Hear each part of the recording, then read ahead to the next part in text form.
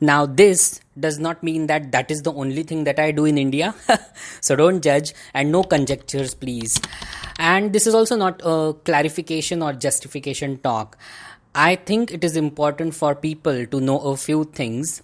This is like the safe gay dating tips part 2. Subscribe to my YouTube channel Awaken with Sagar and don't forget to hit the bell icon to receive the latest updates. I have not reached such a pathetic stage in my life कि I would pay for sex or get massage for free. These are two very important principles that I have for myself, in the sense that is where it starts from. We know that sex tourism in Thailand is real, and majority of the people, especially Westerners, come here for just that. There's nothing wrong with that. That is not what I'm saying. And Thai people are also trying to change that perception as well, which is a good thing for sure. But we know that sex tourism, the sex industry in Thailand is real. So that is the reason why it is important for me to say such a thing. I come here for shopping. I get a few things here that I do not get in India, or maybe I have not been to Mumbai. I just realized that I have come more number of times to Bangkok than I have been to Mumbai. Such a shame. But as far as the sex tourism is concerned, why would I do those things here when I can get cuter guys in my own city? With that said, there are extremely cute guys in Thailand. I mean, I can't stare at them, but then I keep looking at them, in the sense they are so cute, so soft, no hair on the body at all. What am I talking? But they are sweet, they are very cute. But not all of them are gay, isn't it? And the ones on Grindr are MBs, money boys looking for money.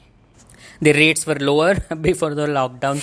Now it is like 2,500 baht or something, 5,000 rupees.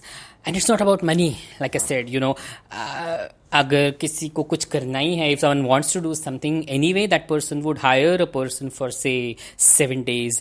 But first, that is personally against my principles. And secondly, I think that sex is incomplete or vapid, insipid, dry, tasteless without love. Hold on before you think that this talk is spiritual. I think one of the most important reasons that I do not hook up in general in Bangkok or Thailand, or basically outside of my country, or why I don't visit these gay bars or clubs or spas or saunas in other countries, is basically different lifestyles, different cultures, different habits. The food that they eat is not what I eat. And it is very important to know that when you kiss someone, and I'm a passionate kisser, when you kiss someone, the DNA of that person stays with you in your mouth for at least an hour.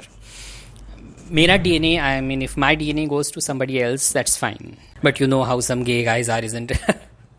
Besides the DNA exchange part, you never know where that person has been before you, especially if you are paying. Even if you are not paying, you never know what that person might be carrying, first of all, in terms of diseases or illnesses or any types of infections, known, unknown. You have no idea of what's going on in this world. So you want to be safe from that very important health aspect for sure.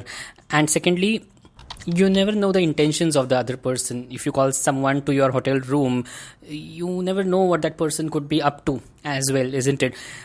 And also, how someone looks in photos may not be how that person is in real. So why do you want to go through all of those cycles and unnecessarily waste your time, waste your money, sometimes run the risk of inviting unknown people to your room or hotel or whatever? Even you going somewhere else, especially to their place, is an even more riskier thing, isn't it? So why do you want to take risks or carry out unnecessary actions that could lead to untoward situations? Yes, those things can happen in your home country as well, but there you are more in control. You have the knowledge, you know the language as well, isn't it? Moreover, your body is not that cheap for you to share it with anybody and everybody. To summarize or end this talk, here's a revelation. Nobody approached me for sex during my youth as much as they have been doing ever since I've turned 39. I have met a couple of people after 39, and those encounters have been very sweet. They have been very special, very nice, memorable for sure. And I'm just happy. I'm not promiscuous, that I can assure everybody. And it is not good to be promiscuous. This talk will not make sense to everybody. Some people will attack me. They'll be like, who the F are you to say that promiscuity is bad? But the name of this channel is not Sagar, or Fun with Sagar, or Frivolous Sagar, or Sleep with Sagar, isn't it? It is Awaken with Sagar. So there are some reasons behind some of the things that are being discussed here. So I am not promiscuous, and I'm happy the way I am. I'm glad that I have been able to connect with a couple of people, even if it may have been just on bed. I have had those really nice memories, and long way to go. Not on the bed. What I mean to say is that in life in general, what I'm looking for is, I don't know where.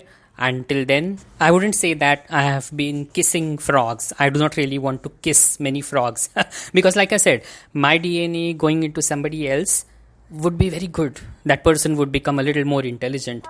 But meeting someone who has had sex with 100 people means that you are having sex with those 100 people indirectly. So selective is the key word here.